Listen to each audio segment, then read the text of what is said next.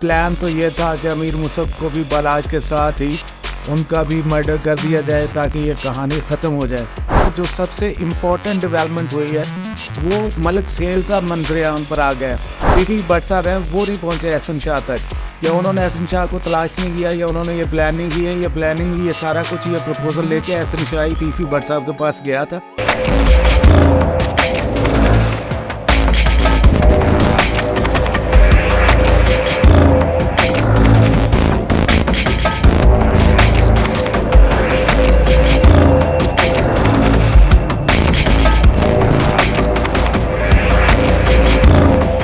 اس طرح یہ جو گینگ تھا یہ کافی بڑا گینگ تھا، تو اس کے جو زیادہ تر کریکٹر ہیں وہ مارے گئے، لیکن ایک کریکٹر ہے میاں داؤد۔ میاں داؤد کے بارے میں یہ کہا جاتا ہے کہ وہ انفارمر تھی اس سارے معاملے میں نوید سعید صاحب کے، اور انہی کی انفارمیشن پر انہوں نے ناجی بٹ اور ہمایوں گجر کو بھی گرفتار کر لیا، اور پھر ان کو گجرانوالہ سے جب وہ لے کے آ رہے تھے تو انہوں نے راستے میں کالا خطائی روڈ پر ہمایوں گجر اور ناجی بٹ کا بھی مرڈر کر دیا۔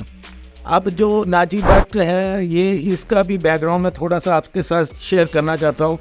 ناجی بٹ بھی بہت بڑا ایک ٹارگٹ کلر کہہ لیں، یہاں اس کی اپنی دشمنی تھی پہلے اس کے علاقے میں کچھ لوگوں کے ساتھ، بیسیکلی وہ نرالا سویٹس اور ایک دو مٹھائی کی دکانوں پر سموسے اور یہ پوڑی وغیرہ فرائی کرنے کا کاریگر تھا۔ لیکن جب وہ ایک لڑائی کے دوران گلی محلے کی جو لڑائیاں ہوتی ہیں آپ کو پتہ ہی ہے کہ اس کی شلوار کا جو نیفا ہے وہ پھٹ گیا، اور اس پہ پھر ایک اس کی دشمنی شروع ہو گئی۔ پھر آگے جا کے ایک انسپیکٹر تھے، سب انسپیکٹر تھے لوئر مال تھانے میں، انسپیکٹر طاہر رشید، ان کے والد جو تھے رشید، ان کا کہیں جوئے سٹے کا کام تھا، تو وہاں پہ ایک اس کا ناجی بٹ کا دوست تھا امجد کجی، وہ گیا اور اس نے جا کے کوئی 2 نمبری کی۔ جب 2 نمبری کی تو مار پیٹ ہو گئی، 14,000 کا معاملہ تھا، ناجی بٹ کا ان کے ساتھ جھگڑا ہو گیا۔ جب ناجی بٹ کا ان کے ساتھ جھگڑا ہو گیا تو یہ طاہر رشید کے ساتھ بھی ان کی قتل و غارت شروع ہو گئی، اور کہنے والے کہتے ہیں کہ اس قتل و غارت میں دستی بم بھی چلتے تھے اور بڑی لڑائیاں ہوتی تھی۔ اس میں اگین پھر ٹیفی بٹ صاحب کا ذکر آئے گا۔ وہ یہ تھا کہ ناجی بٹ کے بھائی لاپتہ تھے، اور کہا جاتا ہے کہ وہ طاہر رشید کو نہیں پتا تھا، لیکن اس نے ایک ڈائلاگ مار دیا جب تیفی بٹ صاحب کے پاس گیا ناجی بٹ، اور اس نے ان کو کہا کہ جی طاہر رشید کو فون کر کے پوچھیں کہ میری فیملی کہاں ہے، میرے بھائی کہاں ہے۔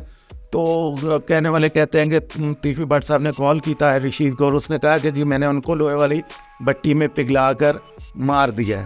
تو یہ بات سننی تھی تو ناجی بٹ نے ان کے جو والد تھے رشید ان کو بھی قتل کر دیا، اور پھر طاہر رشید کو بھی قتل کر دیا۔ تو یہ والا معاملہ تھا۔ اب ان کے بیچ میں کہیں نہ کہیں کوئی تعلق، کوئی واسطہ ضرور رہتا ہے اشتہاریوں کے بیچ میں اور تیفی بٹ صاحب کے بیچ میں۔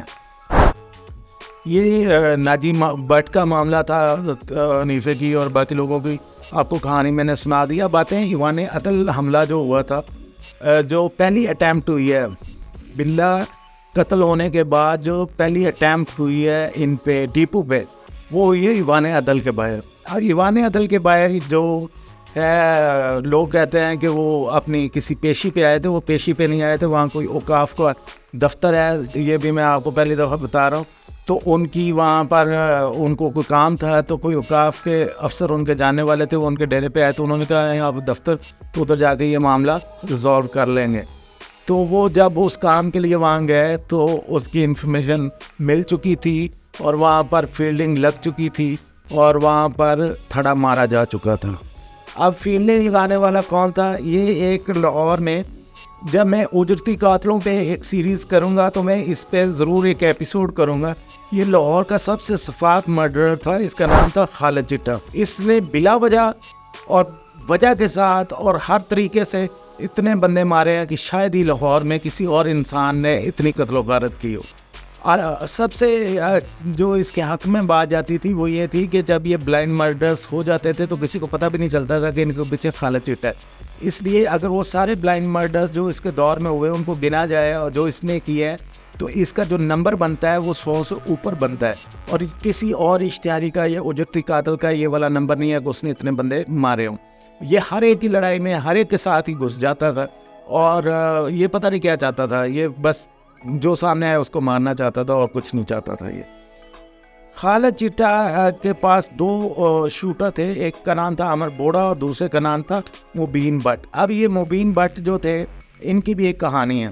جو لوگ میں اکثر دیکھتا ہوں یوٹیوب پہ, شاید چوہدری صاحب کہتے ہیں کہ جی خالد چٹا نے جب ایوان عدل والا حملہ کروایا تو وہ کسی کے کہنے پہ نہیں کروایا, نہ کوئی اس کے ساتھ شامل تھا, نہ کوئی کسی اور کا اس سے لینا دینا تھا, اور جھوٹی FIR جو ہے وہ تیفی بٹ, گوگی بٹ صاحب اور عابد باکسر صاحب اور ان لوگوں پہ کٹ گئی.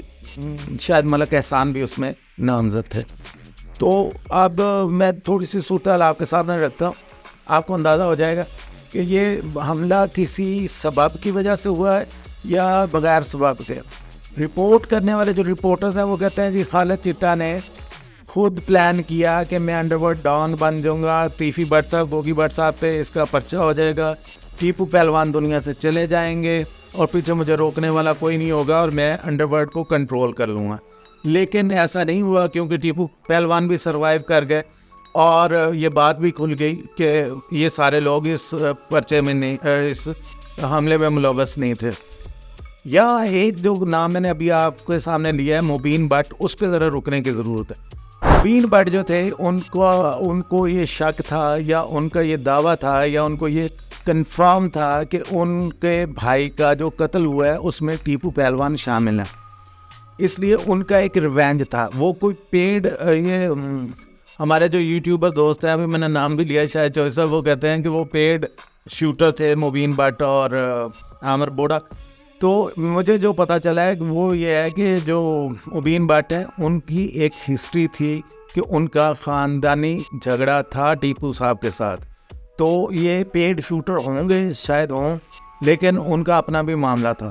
خالد چٹا ان کو گجرانوالہ میں واقعی ملا ہے, اس نے سیلیٹون میں بیٹھ کے ان کے ساتھ یہ پلان کیا ہے کہ کل ٹیپو صاحب آئیں گے. اچھا وہ یہ کہتے ہیں شاید چوہدری صاحب کہ ان کو پتہ بھی نہیں تھا کہ ٹیپو پہلوان ہے, لیکن میری اطلاع کے مطابق دونوں کو پتہ تھا, عامر بوڑے کو بھی پتہ تھا اور مبین بٹ کو بھی پتہ تھا کہ وہ کس پہ حملہ کرنے جا رہا ہے.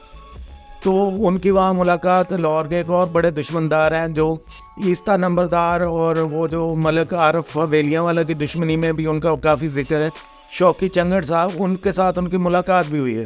یہ ٹاؤن شپ کے علاقے میں رہائش پذیر ہے اور انہوں نے اپنی زندگی کا رخ کافی تبدیل کر لیا ہے, لیکن وہ بھی ایک پرانے دشمندار ہیں جو ان کا دشمنیوں میں اکثر ذکر آتا ہے. تو وہاں پر اس کی مبین بٹ کی اور عامر بوڑے کی ملاقات ہوئی ہے. مبین بٹ پہلے شوقی صاحب کے پاس بھی کام کر چکا تھا, ان کے ڈیرے پہ تھا, اس لیے وہ اس کو جانتے تھے. تو انہوں نے اس کو کہا کہ جی کدھر یہاں کیا کر رہے ہو, تو انہوں نے کہا دیکھنا ابھی یہاں آگ نکلے گی اور یہاں دھوئیں نکلیں گے.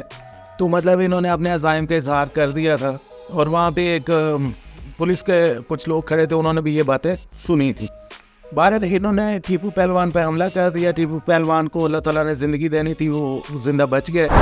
اور یہ میں نے آپ کو بتایا کہ 4 لوگوں پہ پرچہ ہو گیا. CIA کے پاس تفتیش تھی. عمر ورق صاحب مشہور زمانہ جو ہیں وہ اس تفتیش کو دیکھ رہے تھے. تو انہوں نے یہ کیا کہ جو تیفی بٹ صاحب ہیں, گوگی بٹ صاحب ہیں, ان سب کو بیگنا قرار دے دیا, اور جو ساری غلطی تھی وہ سارا کچھ جو معاملہ تھا مشورے میں وہ چالان کر دیا عابد باکسر صاحب کا, جو بعد میں انہوں نے بھگتا بھی. حالانکہ وہ عابد باکسر صاحب اس حوالے سے بڑی ایک عمدہ بات کرتے ہیں. وہ کہتے ہیں کہ اگر مشورے کا کیس تھا اور 3 بندے بری ہو گئے تو میں نے پھر مشورہ کس کے ساتھ کیا, اکیلے میں مشورہ کر لیا. مطلب 4 بندے با مشورہ ہو کے ایک کام کرواتے ہیں, ان میں سے 3 بری ہو گئے تو وہ اکیلے بندے نے مشورہ کس سے کیا. بہرحال انہوں نے کوئی اپنا سکور سیٹل کرنا تو عمر ورق صاحب نے, آپ کو پتہ ہی ہے کہ ان کے دور میں جو عابد باکسر صاحب کے ساتھ ہوا, تو یہ جب ہو گیا یہ والا معاملہ تو یہ اس طرح انویسٹیگیشن کلیئر ہوگی. اور اسی کیس میں بعض لوگ کہتے ہیں کہ انہوں نے حمزہ صاحب کے سامنے جا کے قسم اٹھائی تھی. تیفی بٹ صاحب نے کہا تھا کہ میں قرآن پہ نیان دینے کو تیار ہوں کہ میں اس سارے معاملے میں ملوث نہیں تھا, اور پولیس کی انویسٹیگیشن بھی یہی تھی. لیکن یہ جو کنیکشن ہے نا خالد چٹا والا, خالد چٹا کے مراسم رہے ہیں مختلف ادوار میں تیفی بٹ صاحب کے ساتھ, اور مبین بٹ کی جس طرح میں نے آپ کو بتایا کہ دشمنی رہی ہے, اور ہو سکتا ہے کہ کوئی نہ کوئی کنیکشن ان کے بیچ میں ہو. آپ بات ہے مبین بٹ کی طرف. مبین بٹ جب اس ایوان عدل والے معاملے میں جیل چلا گیا تو وہ جیل جا کے کچھ سدھرا نہیں ہے بھائی. اس نے وہاں سے اندر سے بیٹھ کے تو انڈر ورلڈ کو کنٹرول کرنے کی کوشش کی. اس کے پاس لڑکے تھے, شوٹر تھے, جن کو وہ جیل کے اندر سے آرڈر جاری کرتا تھا اور وہ باہر بندے مارتے تھے. اور جب پولیس کو اس سارے معاملے کا پتہ چلا تو انہوں نے کیا کیا کہ اس کو کسی پیشی پہ لے کے جا رہے تھے یا واپس لا رہے تھے, تو آتا ہے جیل میں ہی انہوں نے اس کا انکاؤنٹر کر دیا. مطلب ایک تو ہوتا ہے نا کہ باہر لے جا کے کسی سنسان روڈ پہ, وہ اندر والا گیٹ باہر نکالا, باہر والا گیٹ ابھی کراس نہیں کیا تھا, تو انہوں نے ادھر ہی اس کا انکاؤنٹر کر دیا, اور اس طرح مبین بٹ بھی دنیا سے چلے گئے. اس سارے معاملے میں جو ایک چیز مجھے بار بار ہانٹ کرتی ہے نا, وہ یہ کرتی ہے کہ اگر آپ لاہور میں, گجرانوالہ میں, سیالکوٹ میں یا یہ جی ٹی روڈ ادھر ادھر کسی بھی جگہ رہتے ہیں, تو آپ 3 طرح کے لوگوں سے بالکل آپ نے بچ کے رہنا ہے. ایک تو گجروں سے, کیونکہ میں بچ کے رہنے کے یہ میرا مطلب نہیں ہے کہ ان سے ڈرنا شروع کر دے یا ان سے خوف کھائے, مطلب الجھے نا, کیونکہ یہ لوگ اپنی دشمنیوں میں آخری حد تک جاتے ہیں. اور دوسری ہے یہ بٹ برادری. آپ جتنے بھی بڑے نام دیکھیں تو آپ کو پتہ چلتا ہے کہ یہ جتنی بھی یہ جیسے نورہ کشمیری کی فیملی ہے, جیسے یہ بابر بٹ صاحب لکھو ڈیر والے, جیسے تیفی بٹ صاحب, گوگی بٹ صاحب, جیسے ٹیپو کی فیملی ہے. تو یہ جو ہمارے بٹ فیملیاں ہیں نا, یہ اگر ان سے لڑائی جھگڑا کسی کا ہو جاتا ہے تو وہ پھر بات ایک نسل تک رہتی نہیں ہے, یہ بات بڑی لمبی جاتی ہے. اور پنجاب کے رورل ایریاز میں آپ کو پتہ ہے راجپوت اور جاٹ 2 ایسی قومیں ہیں کہ ان کے ساتھ بھی بندے کو چاہیے کہ آپ یہ لڑائی جھگڑے والے معاملات نہ ہی ہوں تو بہتر ہے, کیونکہ یہ لوگ بھی پھر نہ اپنا کچھ رہنے دیتے ہیں نہ دوسرے کا کچھ رہنے دیتے ہیں. تو یہ ایک ان کے ہاں ایک کلچر ہے. خاص طور پر یہ جو بٹ حضرات ہے یا جو کشمیری فیملی ہیں, ان کے 2-3 شوق ہوتے ہیں, اچھا کھانا, پہلوانی کرنا, اور ان میں سے یہ جو میں نے بہت سارے نام لیے نا, یہ سارے لوگ اس میں زیادہ تر اکھاڑے کے پہلوان تھے جنہوں نے پہلوانی باقاعدہ طور پر کی بھی ہوئی ہے.